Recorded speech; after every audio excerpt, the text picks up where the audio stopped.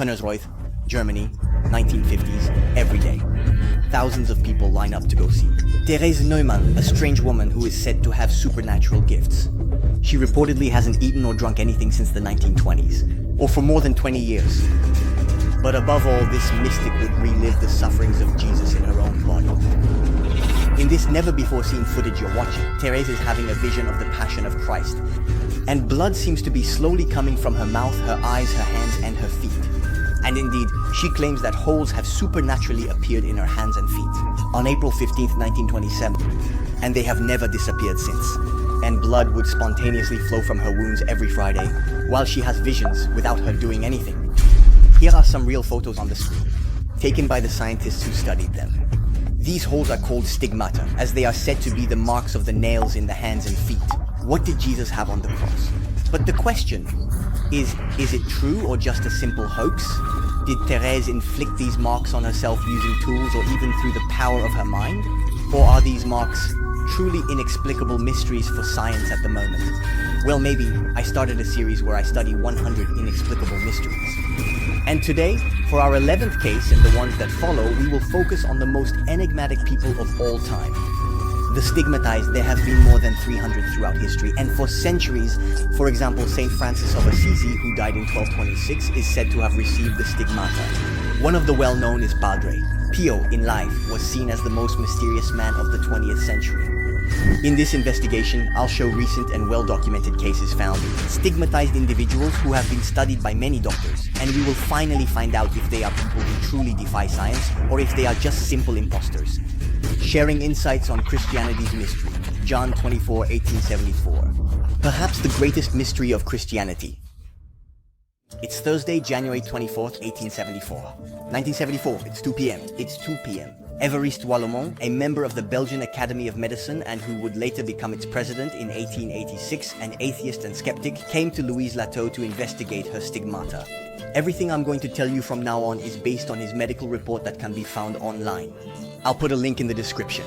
Évariste came at the request of the Catholic authorities. Indeed, for nearly 6 years, Louise Lateau has claimed to have quite strange stigmata that disappear and then reappear at different times during the week.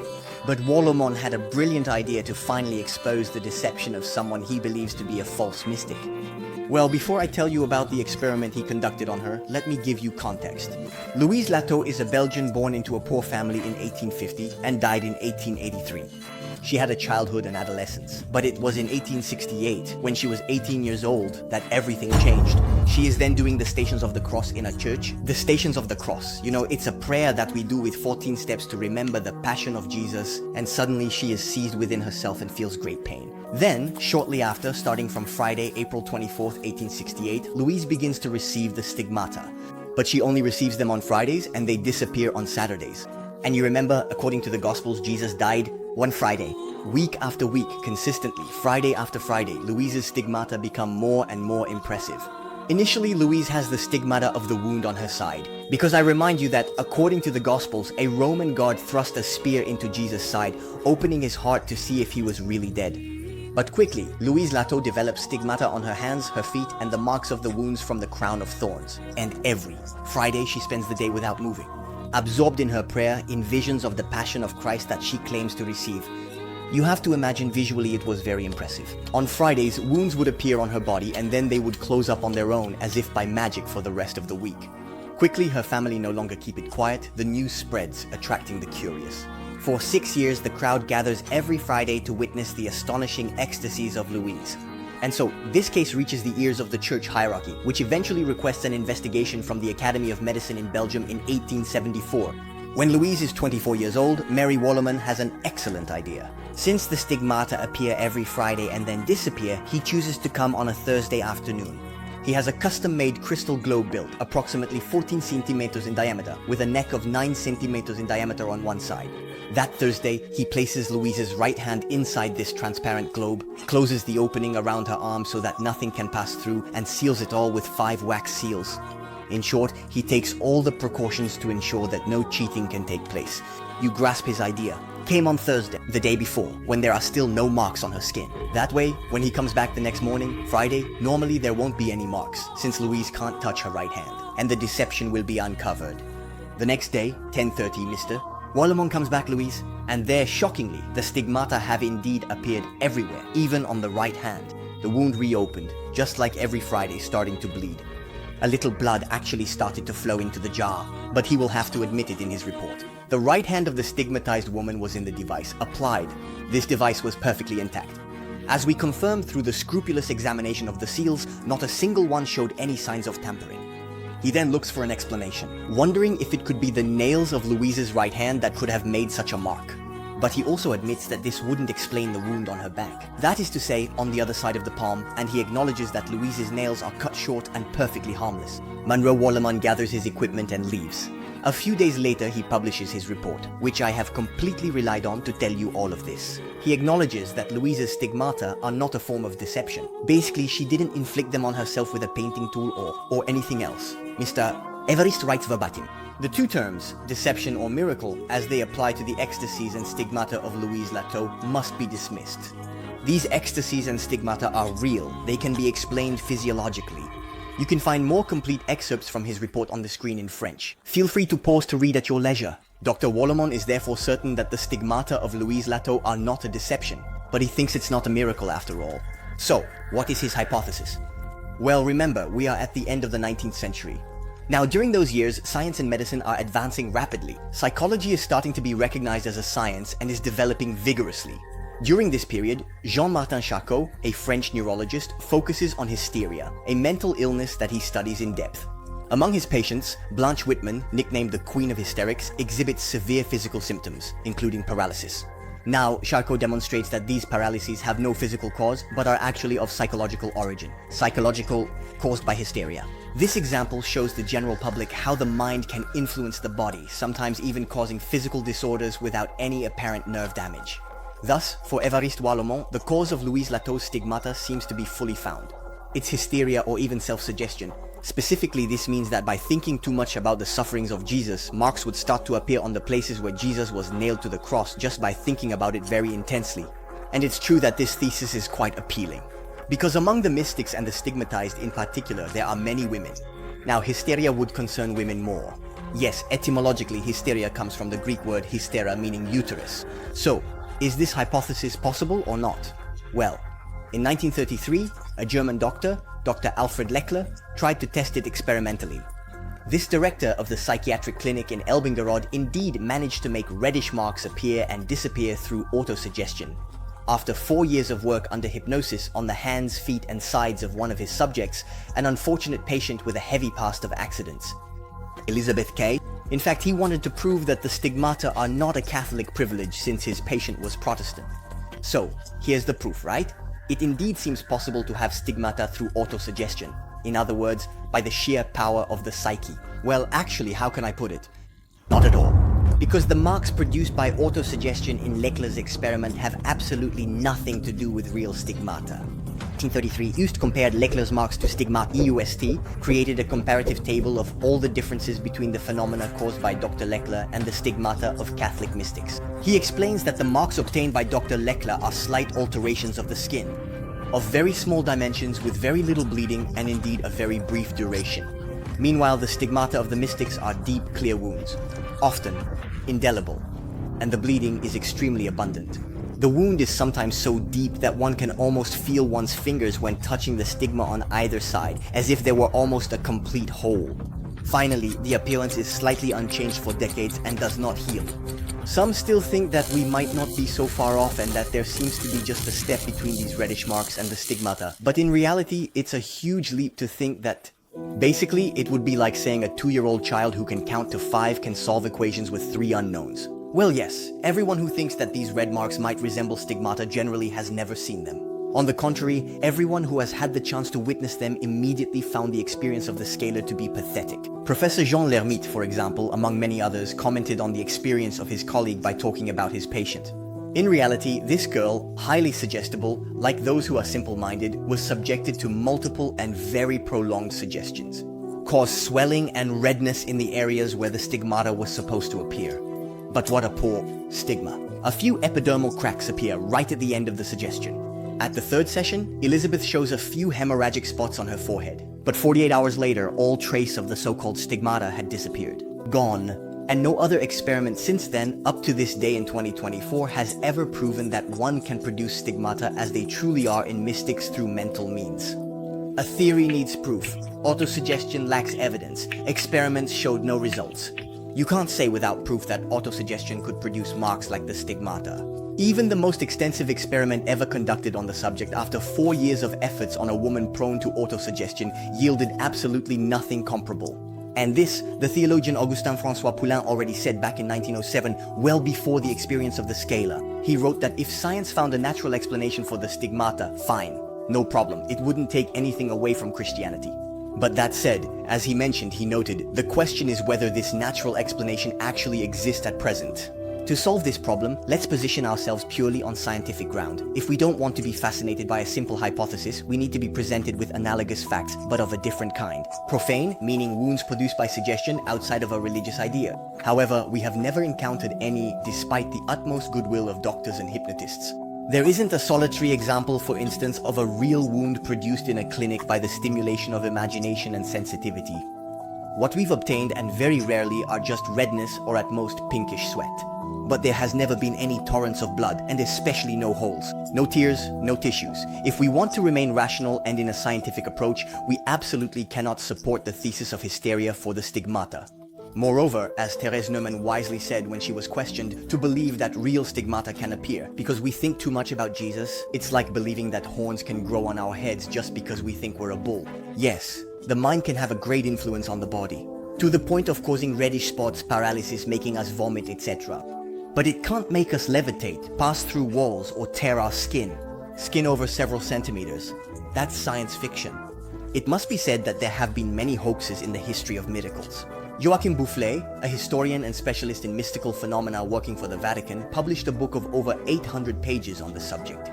The Forgers of God. He indeed demonstrates that many people who claim to have stigmata were actually inflicting them on themselves, in some cases using tools to attract attention.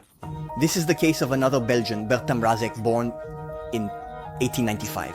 After a probe, it was found that she was a false mystic who was actually trying to get rich through these hoaxes that deceived the faithful. But in the case of Louise Lateau, the experience of Évariste Boilemont, well conducted, proves unequivocally that it was not a hoax.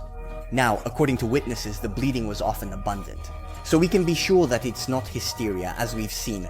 That was Boilemont's hypothesis. But let's be lenient and say, in his defense, that he conducted his investigation in 1874, long before research demonstrated the impossibility of stigmata through autosuggestion. Science comes to a halt in the face of the inexplicable. But this simple appetizer was just our 11th inexplicable mystery. And in reality, throughout this video, we're going to look at increasingly recent cases, more and more verified and more impressive. I've clearly saved the best for last.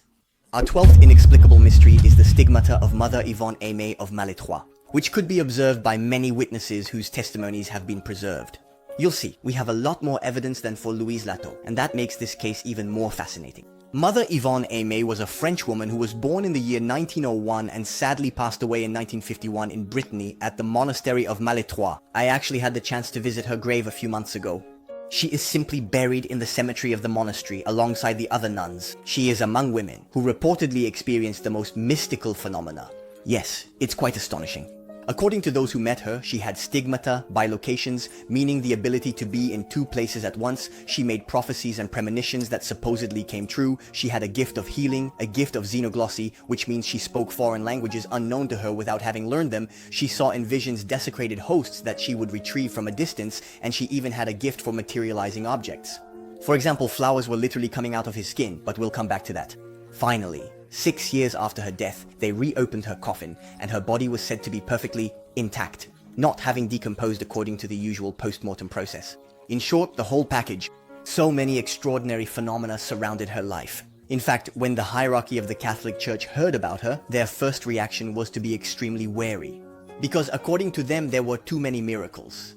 In this investigation, we won't cover the whole life of Mère Yvonne-Aimée de Malestroit as it's lengthy and off-topic, but we're going to focus on one of the supernatural phenomena she experienced, the stigmata. In other videos, we'll analyze her bilocations, prophecies, and so on. Subscribe, so you don't miss that. Well, the first pains in the hands and feet of Mother Yvonne-Aimée appeared on Friday, February 22, 1924. And like Louise Lateau, she won't have permanent stigmata, but stigmata that mostly return on Fridays, often becoming more pronounced, around 3 p.m., the time of Jesus' death on the cross, according to the Gospels. What's interesting is that the researchers who looked into her life managed to create an ultra-detailed account. Fridays, she had the stigmata. I'm putting it on the screen in French. On the left, see the dates and times of the stigmata. Centrally, little crosses show the pains and bleeding.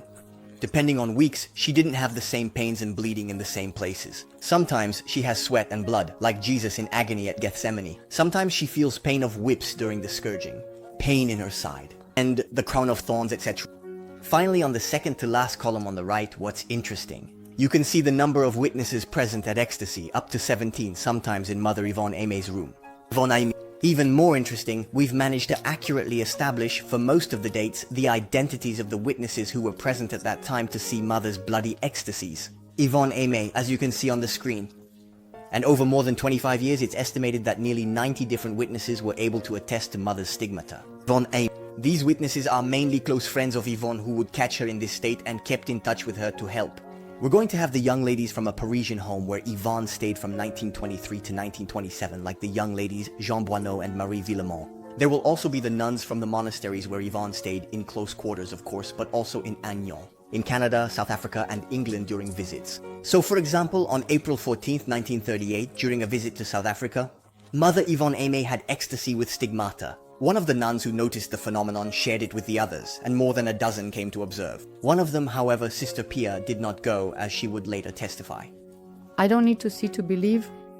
Among the witnesses, there are also several priests, even a bishop, Monsignor Picot, and notably your father, Kedek.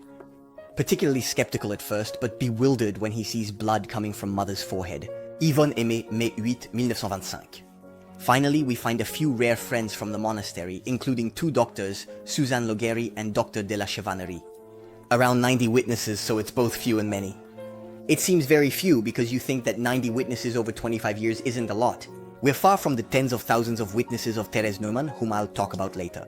But in fact, it's because Mother Yvonne-Aimé's stigmata only occurred at very specific moments. Rest of time she didn't have them. Over a life lasting nearly 500,000 hours. These stigmata were present for 100-200 hours. Moreover, her extreme discretion meant that these phenomena were never really publicized widely or known to the general public.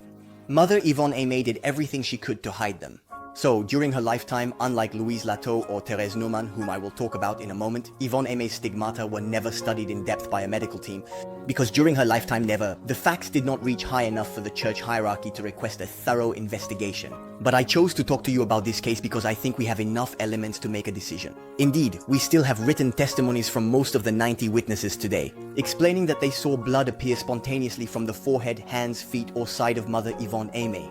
These testimonies fill an entire book, so you can guess that I'm not going to read them all to you, but for those who might be interested, here is the book in question where you can read all these testimonies. On the cover, there's actually a photo of a cloth that was stained with blood from the wound on the side of Mother Yvonne-Aimée during an ecstasy.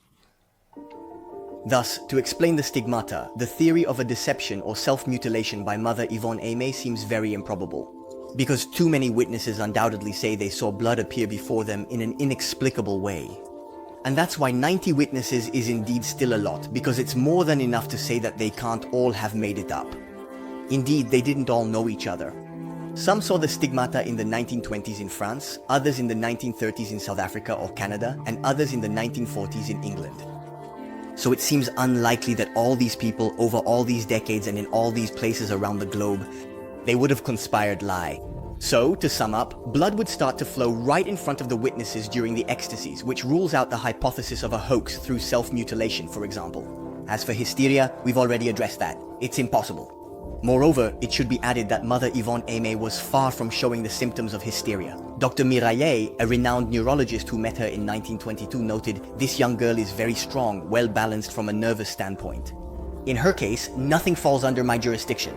Dr. Vincent, undoubtedly a psychiatrist, had been contacted by Tonkedek's father when he was still skeptical. But the doctor, after examination, stated she is absolutely not hysterical. And I didn't tell you everything. There's one last strange phenomenon that occurred during some of Mother Yvonne-Aimé's ecstasies. Yvonne-Aimée, quite rarely, but at least 7 times at the very least, flowers came out of Yvonne's stigmata. At least. Yes, you heard that right, flowers were coming out of her body. sometimes from her heart wound and sometimes even from her mouth. So, it's true that it might make you smile if there weren't so many consistent testimonies backing it up. The testimonies are very precise but often quite sober, stripped of any emotion or embellishment, which gives them even more weight. Sister Marie de la Croix was questioned by church authorities And she said, "Our mother, lying in her bed, looked like she was suffering a lot. She pulled her shirt back a bit at the spot of her heart. I saw a small piece of stem coming out of the wound in her heart. So our very own mother literally pulled out a big, splendid, and absolutely stunning blood-red carnation. She pulled it out and placed it on the nightstand, saying, 'Ah, that feels better.' It was choking me." Another nun, Mother Marie, will certainly give her testimony, which is almost as dry as a medical report, on November 18, 1957. It was during this time that I picked several carnations coming out of her heart, but when I took the flower in my hand, my fingers were stained with blood. The room was filled with fragrance when the flowers came out of her mouth. But before the flowers appeared, she had a very hard hiccup, as if something was breaking in her heart, and it hurt her a lot. So there was a very minuscule wound that you could barely see, because as soon as the flowers came out, the wound closed up instantly, without leaving any marks or scars. These same phenomena occurred several times throughout her life. But it wasn't just the nuns who were able to observe this phenomenon with Yvonne. Before she arrived at the monastery, the Bishop of Vennes had placed her under the guidance of Father de Tonquédec. Well, I told you, he was a skeptic. He subjected her to several rigorous investigations in the years while she was in a home on Avenue de Versailles in Paris. In this home, several young ladies were tasked with reporting to the priest any mysticism that Yvonne might have experienced. Well, on Monday, March 29th, 1926, around 10 p.m., two of the young ladies from the home were able to observe the strange phenomenon of flowers coming out of the stigmata, and in accordance with the priest's request, they each wrote down their testimony. Henriette Augry writes in her report, "On the same day, her heart was hurting her a lot." We looked because often her heart was found pierced when she opened her shirt. We caught sight of a splendid rose at the opening of a wound, and it was fragrant. As for Jean Boineau, she wrote the next day, "We found Aimée fainted, all shaken by the violence of her heartbeat. We want to see if a splendid blood-red rose with a long stem and broad leaves is still coming out." There are indeed many testimonies. On the way, I'm showing you 3 more in French on the screen. But for those who are interested, once again, you can dive much deeper with this book. Move on. For our 13th inexplicable mystery, I'm going to talk to you about the stigmata of Thérèse Neumann, which were rigorously studied by several doctors this time. Unlike Louise Lateau or Mary Yvonne-Aimée III, Thérèse Neumann's stigmata were permanent. They appeared on April 15, 1927, and did not disappear until her death in 1962. More than 35 years later, on April 15, 1927, it was Good Friday. Well, Good Friday happens once a year, 2 before Easter, when Catholics around the world remember the death and therefore the sufferings of Jesus, so it's a symbolically very strong date to receive stigmata. Keep in mind that, like with Mary Yvonne-Aimée de Malestroit, Thérèse Neumann would have actually experienced many other mystical phenomena besides the stigmata. She wouldn't have eaten anything for over 3 decades. She would have had gifts of xenoglossy, bilocation, healing, prophecy, levitation, hierognosis, which is the ability to recognize blessed objects and relics. Cardionosis, which is the ability to read thoughts, agrypnia, which is the absence of sleep, and even more. You know what? It's such a case that the next investigation will be an inquiry into the life of Thérèse de Neumann, because all the phenomena I've talked about have been rigorously studied by multiple scientists and skeptics. I'll give you all their conclusions next time. In this video, we will focus exclusively on these stigmata. Her case is well documented. It's quite easy, with a few searches on the internet, to find serious scientific studies on these stigmata, like on Scholars Portal Journal. In this study, for example, you can see photographic evidence of Thérèse's stigmata, and indeed, the author concludes that the bleeding from the stigmata is not artificially induced in any way, but occurs spontaneously, such as naturally. Well, there you go. The scientists have no explanation. Next case. But actually, no. We're not done with her case at all, because some people have accused Thérèse of cheating from the very beginning. Before looking at these accusations in detail, I have to say the number of defamations and lies that have been thrown at her for decades is quite staggering, and certainly made it extremely difficult to sort the true from the false. Indeed, there were many anti-Thérèse Neumann voices. Here's an illustrative example. After her death in 1962, an article was published at the end of September in issue 840 of France Dimanche. There is then an interview with Rosa Herbst, who is a close friend and confidant of the stigmatized, But in fact, this article undoubtedly and subtly discredits Thérèse Neumann. For example, Rosa Herbst claims that she regularly served her tea. Yet, Thérèse hadn't absorbed anything, not even a drop of liquid, for 35 years. Furthermore, Rosa reveals Thérèse Neumann's prophecies. The abolition of wars, the cure for cancer, the arrival of men on the moon, the death of Marilyn Monroe, etc. The problem is all of this is completely false. The relatives of the stigmatized immediately claimed they had never heard of a Rosa Herbst in Connersreuth. Quickly, Edmund Boniface, who had known Thérèse well, did. A reply letter published on December 2nd, 1962. Here is an excerpt. As a historian of Thérèse Neumann and for the sole information of my corresponding readers, I wish to state publicly and in the most categorical manner that no one in Connersreuth has ever carried. The name Rosa Herbst, completely unknown in the country and whose sound moreover does not recall any of the local names.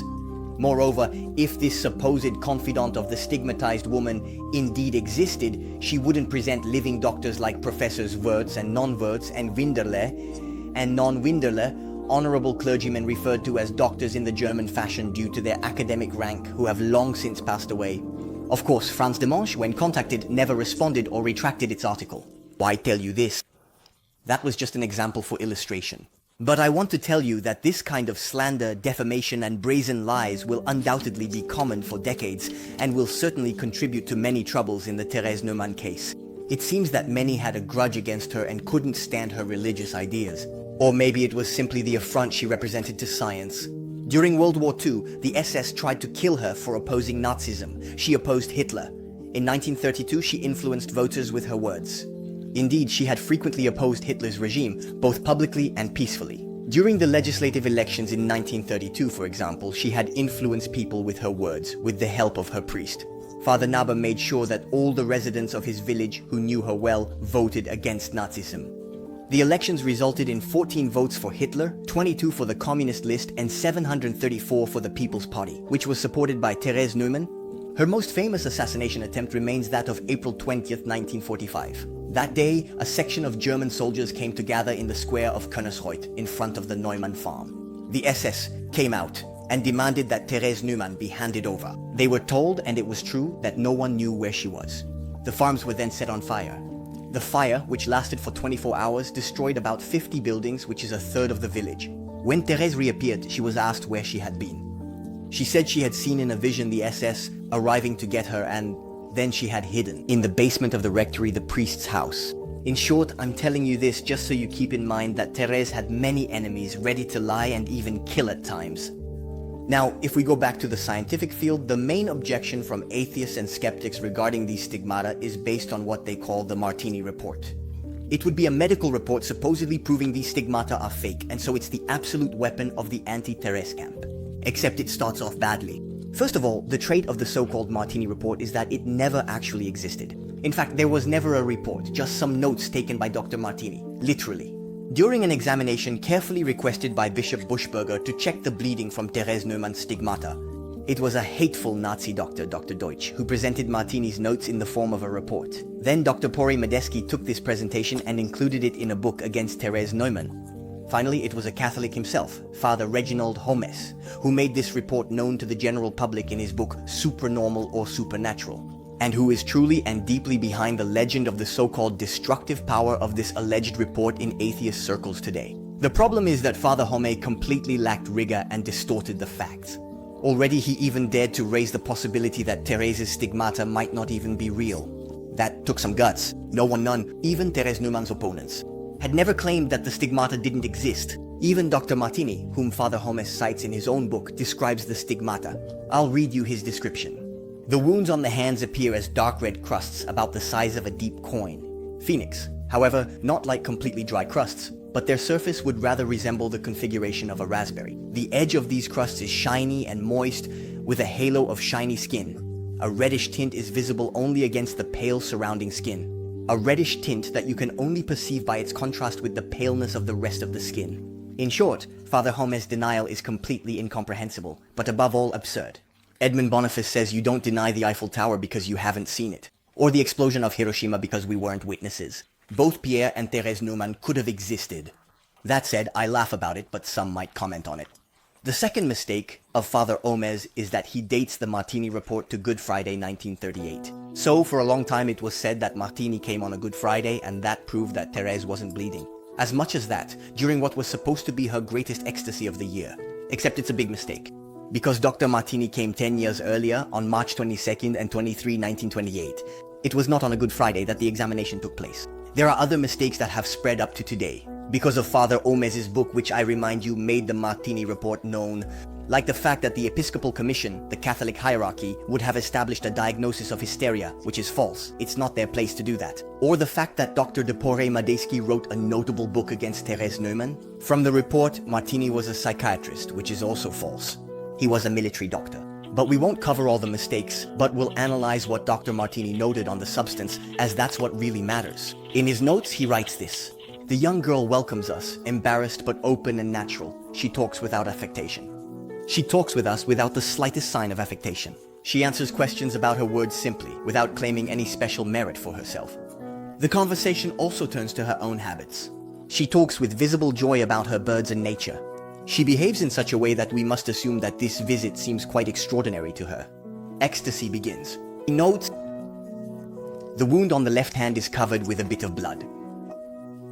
A lot of blood on the left hand. Her face is now completely covered. The headscarf is entirely soaked with a bloody serum. He acknowledges the presence of a good amount of blood, but in fact he is disappointed because he didn't see the blood actually coming out of the skin of the stigmata. Indeed, he stayed with Thérèse for several hours and therefore sometimes had to step away to take breaks, thus missing the opportunity to see the blood coming out. He notes, therefore, I could find no evidence of blood spontaneously coming out of the skin. At the end of his report, he puts forward the hypothesis of a hoax, then concludes, just after I'm not at all convinced myself that this is the case. My reasoning should only suggest that indeed for psychological considerations, we should not rule out the possibility of a pious deception.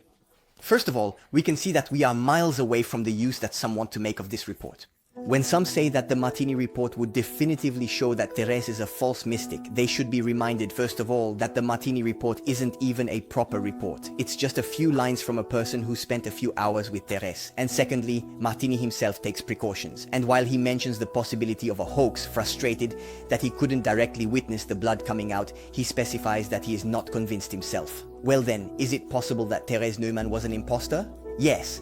But that necessarily implies that at each of these ecstasies, her parents, with the complicity of the priest, would have sacrificed in a room next to hers. As needed. Simulated bleeding, which often lasted between 12 and 14 hours, some domestic animals, chickens, rabbits, ducks, etc., in order to collect fresh blood and spread it on Thérèse's stigmata just at the moment when the visitors had their backs turned. And this was done with a very secret method that would have allowed the blood to continue flowing after its application. Martini does not deny having indeed seen the blood flow, but what he wanted is the proof of blood spontaneously coming out of the skin. Dr. Arvi Inek, a Czech surgeon, very aware of how blood flows and coagulates, had opportunity to observe ecstasies of Thérèse Neumann, and for him there was no doubt a hoax was impossible. He explains indeed, commenting on Martini's text, one cannot indeed give an experienced surgeon the illusion of a bleeding. The blood coagulates shortly after leaving the vessels. And when one has observed the uninterrupted flow of blood for a few minutes, it is impossible to think that it comes from a hoax. That's why it's unfortunate that a renowned scholar allowed himself to be led to think such a thing. And even to talk about the possibility of a hoax, simply because he struck that the blood in the eyes and on the stigmata of Thérèse Neumann, it was always more abundant every time he returned to her after a break. It's unfortunate that he doesn't provide any more detailed explanation for such a claim. A science expressed halfway is not a science. That's why if you are wary or have a suspicion, you should simply repeat the visits, as often as necessary to see clearly. Because blood, this precious liquid of human blood, is indeed in absolutely no way suitable for easily allowing hoaxes, especially when it has to flow. So where could Thérèse Neumann have gotten so much liquid blood? It can't be blood menstruation, as Thérèse no longer has her period. If it had been kept under the featherbed in a jar, it would have coagulated a long time ago. That is to say, unusable, unless Thérèse Neumann had had access to blood transfusion preserves 10 years ago, which have only been discovered in the last 3 or 4 years. In short, as Edmund Boniface also says, the Connors Ruth affair took place over a third of a century. You can't sum it up in 30 lines. Well now, if you want to have real solid reports this time about the stigmata of Thérèse Neumann, let's go. Because There have been many doctors who have come to study Thérèse's case in depth for over 30 years. To start with, all, unlike Martini, were able to see the blood coming out of the stigmata right in front of them. I'm gonna give you a few examples. We have the Professor, Papstmann, who stated in 1929 regarding these stigmata, "I have observed them several times. From Thursday until Friday afternoon, without interruption. I even saw the scar, initially intact and covered by very thin skin on the back of the hand, then the skin burst and blood was able to flow from the wound." There's also Dr. Fröhlich, who on April 15, 1943, spent 5 consecutive hours in front of Thérèse's bed. Without taking his eyes off her, he was able to watch the spontaneous bleeding of the stigmata. We also have Dr. Gerlich, who was Protestant at the time and who publicly boasted about exposing this Catholic hoax of Könnersreuth, who came to study Thérèse's stigmata on April 5 and 6, 1928. Either weeks after Martigny, he notes observations. At 9:25, on my watch I noticed how tears of water filled her eyes. During the vision of Christ's first prayer, at noon, 40, during the vision of the second prayer, blood flowed from her eyes in the form of a thin stream. Under eyelashes and the lower eyelid, at 12:45 in the intermediate state, the stream of blood thickens. At 12:51, during the vision of the third prayer, a drop of fresh red blood flowed down her cheeks coming from inside her eyes. I had observed the phenomenon by shining a flashlight on her face I held in my left hand at a distance of about 25 centimeters, while my eyes were roughly the same distance from her eyes. Since I had been observing since 9:30, any preparations or tricks for the bleeding would not have escaped my notice. The first drops of blood flowed in such a way that they threatened to fall into Thérèse's open mouth. If that had happened, Thérèse risked having a choking fit, so they had to wipe her tears. Since there was no cloth in the room meant for that, I quickly gave the mother a clean handkerchief. She had just come into the room with a clean handkerchief with which she soaked up the blood. At Medical Institute University Munich, Mr. Professor Merkel, to whom I handed the stained handkerchief, and Mr. Professor Balker examined this handkerchief on October 31st with the utmost attention. After their explanations, the blood that soaked the handkerchief could only be human blood. We also have the French doctor Vitry, who testified that abundant bleeding was coming out spontaneously from her body. I mentioned the eyes, and on the edge of the lower conjunctiva, the blood has been slowly flowing for hours now, in 2 streams that are about 2 centimeters wide. It's fresh blood, a bright red like geranium, and it's flowing down her neck to her chest. The stigmata on the heart, which was covered by a thick layer of gauze under the nightgown, pierced through with blood. The bandage and the nightgown, and fresh red blood keeps coming. The red blood stain on the nightgown was the size of a man's hand. I was close enough to the stigmatized person to see that it wasn't a serous liquid. Bloody but with fresh arterial blood. We also have doctors Jean Steiner, Radlow, and Richard Kaur, who explained verbatim in their report that the stigmata bled in front of them and could not be explained by a natural origin. Even Professor Ewald himself from the University of Erlangen was indeed convinced and looked into this case. For years, it had to be acknowledged indeed as early as 1927 in the Weekly Medical Journal of Munich. Number 46, that the spontaneous onset of bleeding was observed by several doctors in an irrefutable manner, even with a magnifying glass. The amount of blood could hardly come from an artificial intervention. The blood and serous fluid that flows from the heart stigmata could hardly be produced by an artificially inflicted wound. In reality, I could keep reading you testimonies from doctors like that for hours, and I'm not exaggerating. I have in my hands 1,500 pages of documented facts about the Thérèse Neumann case. For those who want to go further, I'll put all the sources in the description. The best book on the subject is undoubtedly this one. If we're really looking for the truth, we can't do cherry picking. Cherry picking is selecting only the data that interests us, but which are nonetheless contradicted by a larger amount of facts. Those who mention the Martini report in light of all the other numerous statements from the doctors who are unanimous among themselves are engaging in a blatant cherry-picking that reveals obvious bad faith. To make a long story short, to summarize, all the doctors who knew Thérèse Neumann, whether they were initially skeptical or not, agreed that these stigmata were authentic, except for one, Martini, who only stayed for a few hours and didn't even produce a complete report, unlike many of his colleagues. Choosing your version over everyone else's is like believing the earth is flat, because a scientist would have said it once against the entire scientific community. So it must be said that afterwards there were other doctors, like the Nazi Deutsch or Joseph Marie, who stated that they thought the case of Thérèse Neumann was a fraud. But they themselves didn't meet Thérèse. They write this years later without even having known her. And I repeat that all the doctors who met Thérèse Neumann by the dozens, except for Martini, were unanimous. It's worth mentioning that Thérèse had tears of blood during her ecstasies. These tears of blood are as inexplicable as the stigmata. Medical examinations were unable to detect erosion of Thérèse's conjunctiva, which were intact. The hypothesis of a hoax seems delusional. Erosion of the conjunctivae or eyelids of Thérèse, who so soon washed once the painful ecstasy was over, was intact. Normal. The hypothesis of a hoax seems completely delusional. Thérèse Neumann's stigmata lasted 36 years, witnessed by many. If a hoax, she would have self-inflicted. They would have had to artificially make her bleed on Fridays at the desired times, then immediately stop the bleeding to start again the following Friday indefinitely. And this went on for 36 years, in front of the dozens, even hundreds of thousands of witnesses who visited her throughout her life, while taking numerous measures to ensure that the so-called artificial wounds do not worsen, become infected. Neither do they expand nor shrink, nor do they lose their well-known rigorous geometric form while retaining their very particular texture that Thérèse or Cézanne would have created, no one knows how. Because the stigmata of Thérèse Neumann, apart from the painful ecstasies, were not just any healed wounds. They were slightly prominent on the skin and covered with a sort of red-brown, dark, transparent membrane, which gradually swelled as the painful vision slowly progressed, to the point of letting blood out only to return to their previous appearance without the slightest erosion once the ecstasy is over. One can admit that a fraudster might inflict some temporary injuries on themselves. It's already quite hard to imagine that he manages to create them exactly with the same dimensions and geometric shapes on the specific spots on the outer and inner sides of both hands and both feet. But let's also admit that he could manage to cover them with the same unchanging characteristic membrane that covered Thérèse Neumann's. Okay, but seriously, who will we get to admit that the alleged fraudster could then at will?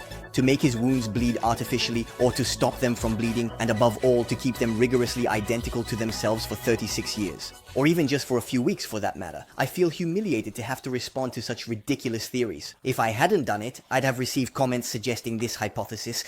Quickly, I won't respond to hysteria accusation. I think I've already demonstrated, and common sense also supports this, that the mind cannot create symmetrical holes in the skin, like those of Thérèse, and make blood flow abundantly for more than 12 hours, every Friday for 36 years. However, some, like Professor O.E.I.L, whom I mentioned to you, atheists, in front, admitting that the stigmata were not a hoax or caused by any self-mutilation, led to the explanation of hysteria. But honestly, that's a bit too easy. As Ernest Charcot-Laseg stated, hysteria is a basket to throw the papers we don't know how to classify.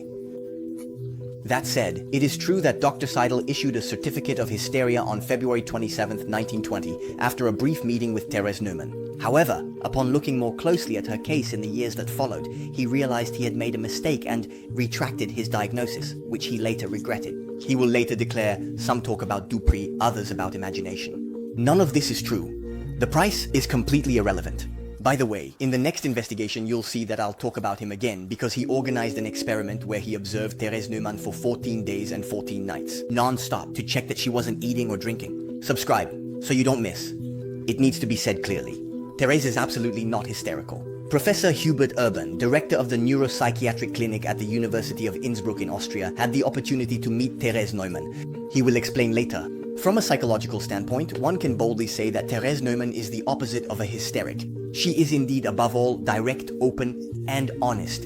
Even if her horror of lies wasn't legendary, you would quickly notice it, by simply conversing with her as well as by questioning her family members. In her, nothing artificial, no posing, no attitude, no affectation, no trace of vanity or even simple feminine coquetry. No bragging, not the slightest symptom of pride or even self-satisfaction in her, absolutely. Above all, nothing sexualized, neither in her words, nor in her attitudes, nor in her behavior. No trace of true or affected infantilism either. If Thérèse Neumann were hysterical, she would be exactly the opposite of what I've just said. He's not one made that diagnosis. Once again, apart from Martini, and indeed a few doctors who truly dared to make a diagnosis from afar without having met Thérèse, they will all certainly agree that she is not hysterical. Let's not forget that Thérèse had many mystical phenomena. As I was saying, if it's true that she hasn't eaten or drunk anything for 35 years, as we will see, then hysteria cannot explain that at all. As I told you, let's also remember that she kept her stigmata for 35 years. Now, in general, a wound usually heals and closes up after just a few months at most. For Thérèse, apart from a few color variations, it hasn't changed in decades. Thus, as Professor Jean Lermite stated in April 1936, even if one were to reproduce skin bruises purely by suggestion, it would still be necessary to create symmetrical bruises. that lead to lasting wounds resistant to infection for as long as they persist and slow to heal. This simple fact alone explains the durability of the stigmata. Time is just as inexplicable as the rest by science today. In short, Dr. Joseph Closer, a medical chemist, was intrigued by the case of Thérèse Neumann. He undertook to carry out a colossal thesis on Thérèse Neumann, which will be published in 1974. He reviews all the medical reports, all the conclusions of the doctors, all the prescriptions, even those that were never issued for Thérèse Neumann throughout her life. Having investigated without any preconceived ideas, this doctor's conclusion is that the authenticity of Thérèse Neumann's stigmata is self-evident. But of course, I let you form your own opinion, and you're free to tell me in the comments what you think about all this. I still have some great things to show you before the end of this video, but first I need to address an important question that arises. Often stigmata of mystics are on palms. However, some say they should be lower, on the wrists, consistent with the marks of Jesus' crucifixion.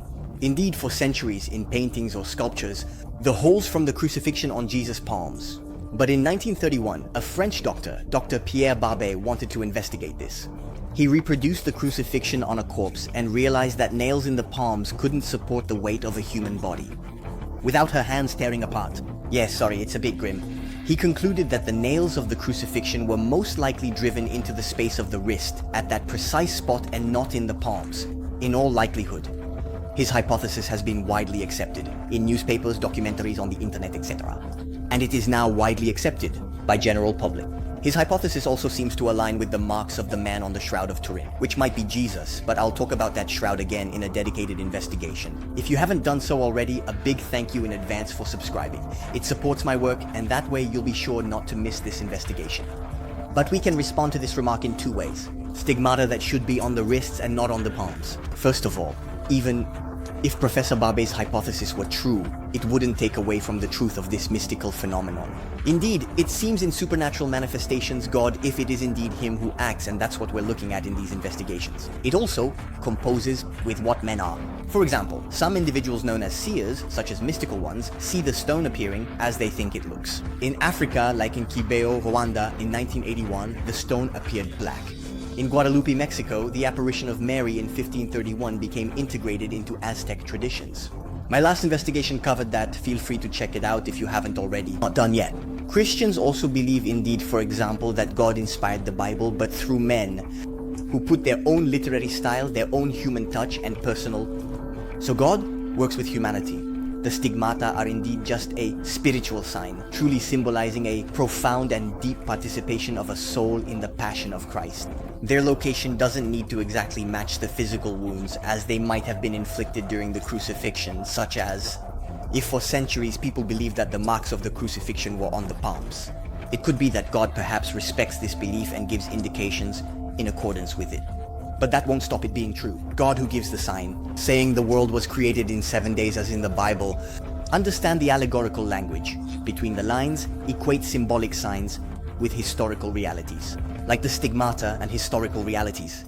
Well, keep that in mind, but, especially, or secondly, well, in fact, there's a very strong chance that Dr. Pierre Barbet's hypothesis is wrong. Pierre Barbet, during his experiment, remained focused on the fact that the nail he had placed in the palm of the hand couldn't support the weight of the body.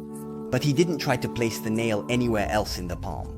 He simply assumed that the nail couldn't be placed anywhere in the palm and that it actually had to be placed in the wrist. So, he didn't really follow through with his experiment, and other studies could contradict him later.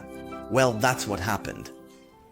Even if the general public had accepted Pierre Barbet's hypothesis, debates about the exact location of the nails continued in the 1930s. So, for example, the German theologian Joseph Blinzler, as early as 1959, in his book The Trial of Jesus, gathered historical documents demonstrating that during the time of Jesus, men were indeed crucified, with nails in the palms, even in the absence of supporting ropes. But it's Frederick Zugibe who will put an end to this great debate, at least in the academic world, proving that the nails could have been planted in the palms. He was, unlike Barbet, a forensic doctor, holding a PhD in human anatomy who practiced in New York for over 30 years.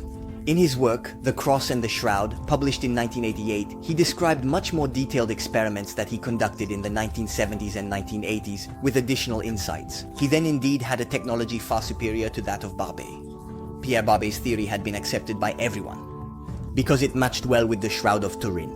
Nail in destospace too far from little finger to match shroud's wound, likely misses median nerve.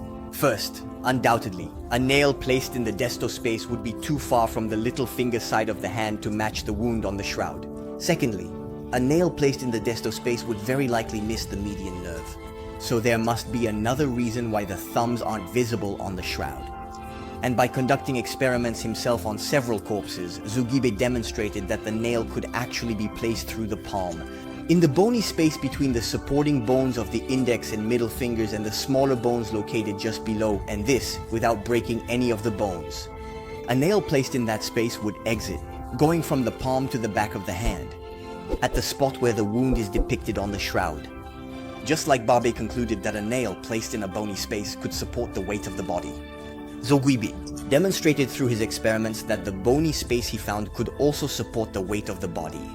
And without supporting rope, the space by Zugibe is also more consistent with the wound on the shroud.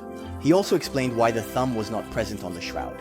It's somewhat complex. I'll put a link in the description for those who want to know more. Today, unfortunately, most people are completely unaware that Pierre Barbet's hypothesis is probably wrong. Or at least it's just as likely and more in line with the shroud that Jesus was crucified in the palms. But the Barbet hypothesis has been repeated so much everywhere that it's really stuck and will be hard to forget.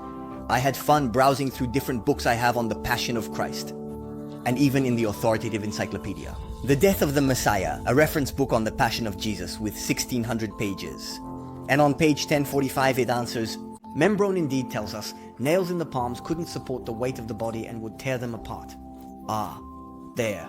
He only repeats, like everyone else, Pierre Barbet's hypothesis, however demonstrated as probably false by Zugibe, even if not many people seem to know about it. So it is true that even more recently, in 2019, an even more in-depth scientific study showed that it was likely that Jesus was indeed crucified in the wrists. Sensitive souls, close your eyes for a moment, some images are a bit graphic.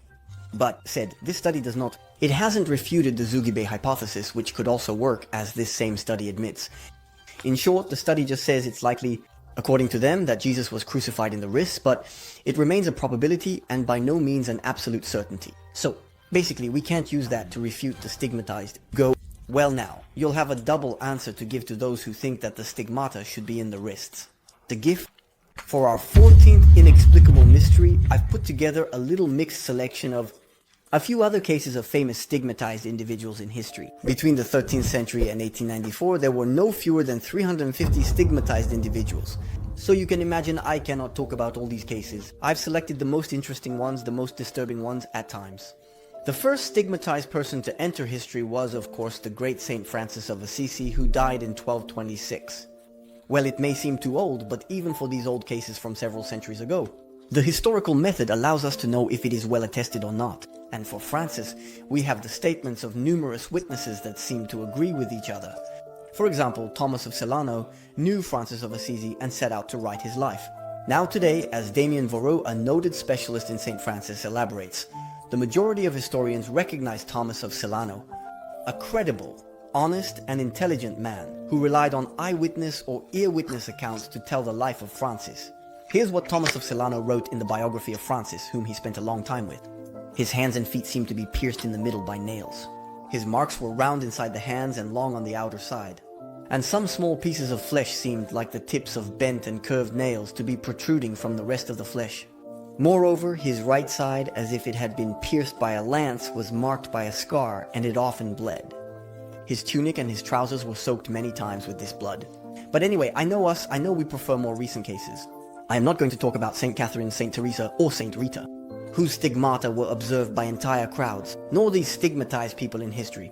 No, I'm going to give you 2 or 3 other examples of cases from the 19th century which were closely monitored by different doctors. So, let me introduce you to a few other recent and verified cases of stigmatized individuals. For example, we have the case of Marie Domenica Lazzari, an Italian woman who died in 1848, who received the stigmata starting in 1835. Her case draws the attention of scientists, including the chief hospital and military doctor of the city, Dr. Leonardo Cloche, who studies the phenomenon of PRI and publishes a report in the Universal Annals of Medicine in 1837, in which he acknowledges having found no trace of fraud or deception.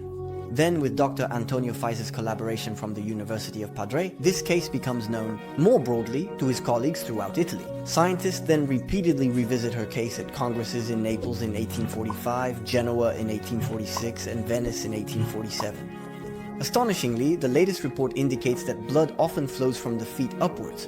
Contrary to all laws of physics, this might seem completely crazy. But it's found in other stigmatized people, as with Helen de Bolawata, young Sri Lankan woman who passed away in 1931, regarding which, according to medical reports, the flow of blood emitted from the wounds of the hands and feet. It follows a path contrary to the laws of gravity, rising from the instep to the toes and from the hands to the elbows. The conclusions of the investigation were, in fact, extremely clear. Let me read you an excerpt from a letter from Reverend Father Maria, May 12, 1872. Although we thoroughly investigated her, after keeping this young girl at the convent of Kurunegala for a few weeks, I was unable to find, is there even a trace of fraud or deception in her character, or at least a reason to think that she is not a sincere and authentically pious child? You will notice for all these stigmatized people, their stigmata were often accompanied by other supernatural phenomena, incomprehensible, like a flow against gravity, but also mysterious scents of flowers. Luminous phenomena, a lack of nourishment, visions of Jesus, of Mary, many things I haven't mentioned to you, they're under more study. Speaking of visions. Anne Catherine Emmerich is another famous stigmatized individual from the 19th century who revisited much of Jesus' life. Once again, today unfortunately no one talks about it. The authenticity of this German woman's stigmata is not in question. It all begins exactly on November 25, 1812, the feast day of St. Catherine, when a bloody cross appears on her chest.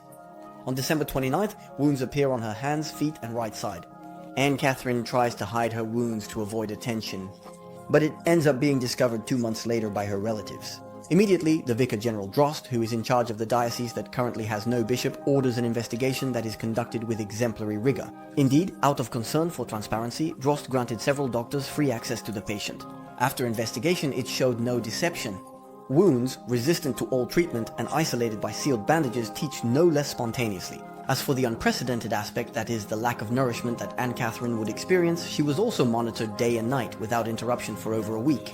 The practitioners, whether they are Catholic, Protestant, or non-believers who were able to examine the stigmatized woman at their leisure, all agree. The facts cannot be explained naturally. A few years go by when a chemist, Dr. Bedeau from Munster, wants to see the stigmatized woman to verify the facts discovered, which are too outrageous. He is not authorized to conduct his investigation. Anne Catherine refused. She is not an object that can be observed ultimately. But Bedeau, probably frustrated without even having examined the wounds, so an article comes out in 1817 accusing Anne Catherine of being a fraud. This reminds me of the case of Thérèse Neumann, where we have doctors who haven't seen the stigmatized woman yet judge her from afar. All of this because they are against the supernatural at all costs, even if it means sacrificing reason and critical thinking. Unfortunately, the anti-Catholics of the time will be more than happy to spread Bedeau's article everywhere, which creates quite a stir. All of this reaches the highest ears, and the Ministry of the Interior eventually wants to inquire about this famous one, Anne Catherine Emmerich. Another investigation requested, led by the civil authorities this time. It is led by the sub-prefect Berninghausen and lasts from August 3rd to 29, 1819. The medical commission consists of 6 doctors, a pharmacist, the mayor of Dulman, and a nurse known for her discretion and professionalism. The orders are clear. Study the unprecedented, that is to say the lack of nourishment, and the stigmata, particularly their weekly bleeding. I'll skip the details, but to make a long story short, the commission will acknowledge that there is no deception and that Anne Catherine Emmerich was not inflicting the stigmata on herself. Of course, I will put all the sources in the description. Starting from the 19th century, there were cases of stigmatized individuals, none of whom scientists found any possible rational natural explanation for. The thing is, there have been really a lot of them. In this investigation, I even made a point of not mentioning Padre Pio, who passed away in 1968 and who is undoubtedly the most famous stigmatized person in history. I will conduct another probe on his case. Subscribe that way, you'll be sure to catch it. But how is it possible to conduct an investigation on the stigmatized, not to mention Padre Pio? It seems unbelievable. Well, exactly, that's precisely to show you that there are so many other cases, not at all known, that really deserve to be. In the 20th century, we also have well-documented cases of Thérèse, Hélène Higginson, Maria Bawardi, Gemma Galgani, Edwige Carboni, Marie-Rose Ferron, Sister Rumolda, or even Hélène Aiello. I could do hour-long investigations on the stigmata of each of the women I just mentioned. We also have Maria Luisa Zangaro, a stigmatized Spanish woman who passed away in 1954, whose bloody ecstasies have been studied in depth. And amazing mystical phenomena are not limited to stigmata. Clairvoyance, disappearance, bilocation, pleasant, inexplicable odors, materialization of objects, expulsion of fire from the mouth, and even demonic attacks seen in Sister Maria Luisa Zangaro. Yes, really, I think that all these people don't mean much to you, and yet there have been so many amazing Catholic mystics who have totally defied science in every way. As soon as you dig a little deeper, you realize that the documentation is so abundant, it's mind-blowing. And once again, we realize that only the mystical hypothesis and the truth of the Catholic faith account for all the facts and explain them wonderfully well. But it's not the kind of thing you can find in 3 clicks on the internet. You need to dig deeper. Well, now, thanks to these videos I'm making, everyone can access this information with just a few clicks. Well, if you want me to keep sharing all this information that no one else is talking about and that we don't hear anymore, nowhere else. And yet, it's so essential to find the truth. Please consider making a monthly donation, a small one, 1 or 2 euros a month to support my work. It allows me to keep going. I'll put a link in the description and in the pinned comment. A big thank you to everyone who is already supporting and to those who will choose to support. But it's not over. Now there are still stigmatized people alive. Of course, as one might expect. I'm give you a few examples, but keep in mind that for all these people, the Church has not made its final judgment. Investigations are underway, and so we don't know if it's authentic or not. We always have to be cautious. So, for example, there's Brother Zlatko Sudak, a priest from Croatia, born in 1971, who claims to receive the stigmata. There's also Brother Eli, born in 1962 in Italy, still alive with the stigmata and fights the demon worthy of Padre Pio. There's Father Manjakal, born in 1946 in South India, who is said to be stigmatized. That shows how all these phenomena occur all over the planet. In Asia, there's also Julia Kim from South Korea, whom I had already mentioned in my investigation. Regarding Eucharistic miracles, supernatural phenomena are abundant and surprising. Be careful, the images I show may be shocking. If you prefer not to see, you can just close your eyes for 30 seconds. In the images you see, she is rolling on the ground in pain because she is reliving the passion of Christ in her body. One might think she's faking it if there wasn't blood spontaneously coming from her hair, from her eyes, or from her other stigmatic wounds during her ecstasies. As you can see, her case is regularly studied by doctors who find no deception. And once again, the hysteria angle in itself couldn't explain such abundant bleeding. The case of Julia Kim, from a medical perspective, is remarkably surprising. The abundant bleeding from the hands, feet, or head symbolizing the crown of thorns starts spontaneously, often in front of many witnesses. But besides that, Julia also receives the stigmata of the flagellation. It's clear here that simple autosuggestion couldn't produce this. Of course.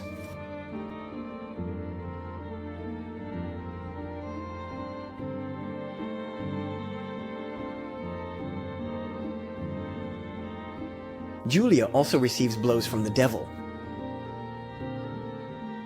And do you remember flowers that came out of the stigmata of Mother Yvonne-Aimée de Malestroit? This has already happened sometimes. Julia Kim is married with 4 kids. The gift of stigmata does not only happen to religious people and priests. Julia isn't alone. In the 20th century, there was the Italian stigmatized Natusa Evolo, who passed away in 2009, married with 5 children. Or the Venezuelan Maria Esperanza Medrano de Bianchini, who passed away in 2004 and had 7 children. Let's not forget that there is no official recognition yet for all these stigmatized people who are still alive. Because the Church always takes its time before making its final judgment, all we can say for sure is that the stigmata of other stigmatized individuals throughout history have mostly been rigorously studied by doctors. Like Anne-Catherine Emmerich or Marie Domenica Lazzari, they certainly represent what we can call an inexplicable mystery for science, the 14th in our series. Concluding, 2 questions come up. Can these phenomena come from the devil? And above all, why do they happen? What do they mean theologically? Theologically, if it comes from God, most Christians who are not Catholic believe that these phenomena come from the devil. And in fact, for most of the miracles I talk about on my channel, many believe that they come from the devil. Marian apparitions may be from Satan as an angel of light. Eucharistic miracles, another trick of the devil, the stigmata, again the devil. So, I think I will address this objection once and for all. I won't have to talk about it in every video. We have the right not to believe, but to believe, and to say that all the miracles we don't want to accept come from the devil. Honestly, that's a bit easy. During Jesus' time, the Pharisees were already saying that. Upon hearing this, the Pharisee said, "He only casts out demons by Beelzebul, the prince of demons." Listen to Jesus' response. It's in Mark chapter 12, verses 24 to 26. Knowing their thoughts, Jesus said to them, "Every kingdom divided against itself becomes a desert. Every city or house divided against itself will not stand. If Satan casts out Satan, then he is divided against himself. How will his kingdom stand?" So what Jesus explains here is that the devil is not going to play against his side. He's not going to perform miracles leading to converting to Christ. Yes, the devil won't do a miracle to undermine his kingdom, because every kingdom divided against itself cannot stand. So, if a miracle has led to many conversions to God, many returns to Christ, like in the case of healings, Marian apparitions, or Eucharistic miracles, so obviously it can't come from the devil. Because, as Jesus indeed also says, a bad tree cannot bear good fruit. No.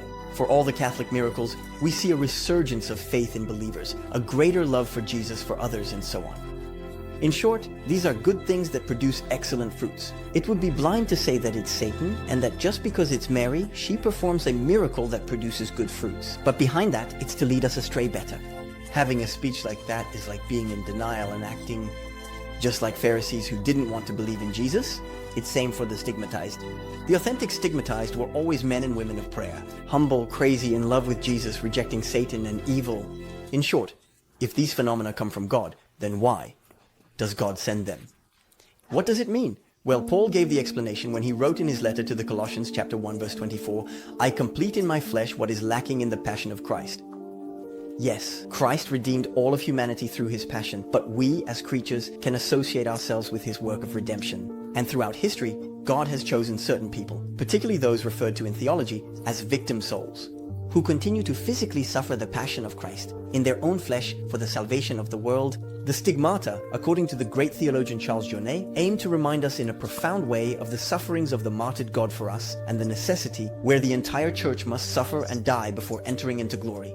They are a bloody purification, both tragic and splendid. They don't allow us to forget what the true signs of sincere love are. But let's be honest, I agree.